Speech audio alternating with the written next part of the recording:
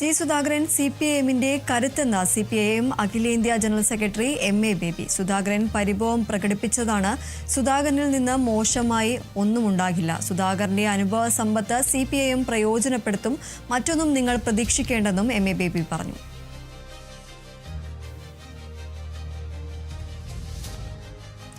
കഴിഞ്ഞ ദിവസമാണ് ജി സുധാകരൻ പാർട്ടിക്കെതിരെ രംഗത്തെത്തിയത്. സിപിഐഎം സംസ്ഥാന സെക്രട്ടറി എം വി ഗോവിന്ദൻ മാസ്റ്റർക്കെതിരെ അടക്കം ഫേസ്ബുക്ക് പോസ്റ്റുമായി അദ്ദേഹം രംഗത്തെത്തിയിരുന്നു. ഇതിന് പിന്നാലെ ഇപ്പോൾ നിരവധി പ്രതികരണങ്ങളാണ് വരുന്നത്.